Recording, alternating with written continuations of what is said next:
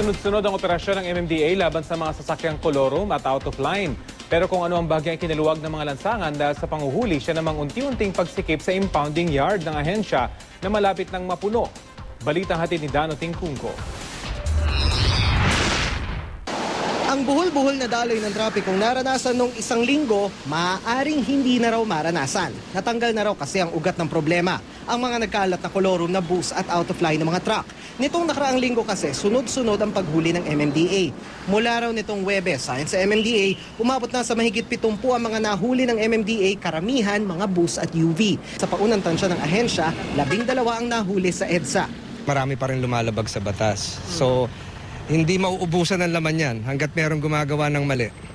Pero kung tutuusin, ang mga nahuhuling kolorum at out of line, hindi naman basta-basta naglalaho. Ang nawala sa lansangan, dito ang bagsakan sa impounding area ng MMDA sa Tumana, Marikina na binuksan noon pang December 2013.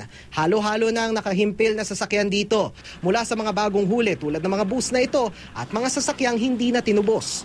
Nasa humigit kumulang 500 sasakyan kasama ng mga kotse at bus ang kapasidad ng 1.7 hectares na kabuuang area nitong MMDA impounding area sa Tumana. Ang problema, simula nung buksan ng impounding area na ito noong nakaraang taon, umaabot na sa 300 to 400 na mga sasakyan ang naka-impound dito. Ang resulta, kukonti na lang yung mga available o open space na katulad nitong tinutuntungan ko at yung nasa likod. Bukod dun sa ito na lang yung natitirang espasyo. Opo, sir.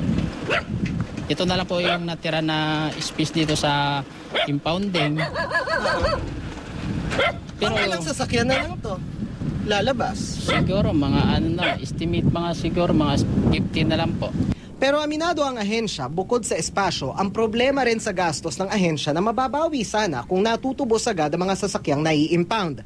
Para matubos ang sasakyang na-impound, bukod sa pagbayad ng multa mula 450 hanggang 5,000 pesos, depende sa violation, may 80 pesos storage fee kada araw rin kailangan bayaran. Ang tagal ng impounding ng sasakyan, umaabot mula 24 oras hanggang 6 na buwan. Pero may ilang mga sasakyan na taon na ang binilang pero di na binalikan. Maraming ganun na ina-abandon na nila. Malaki na yon. May milyon na siguro yon. Pero yung administrative fees din namin, may kuryente doon, may taong nagbabantay, sinusweldohan, may security guard, may tubig, ganun din yon. Doon na rin napupunta yon. Kung magkapunuan, may mga paraan daw ang MMDA para mapalawak ang sakop ng impounding yard. Maliit na halaga naman daw ito kung tutuusin kung ang kapalit mabawasan ng mga pasaway sa kalsada. Ang mahalaga ang tumatakbo sa atin lansangan ay yung legal, hindi kolorum, may prangkisa para naman yung ating mga pasahero ay ligtas. Dano Tingkungko, GMA News.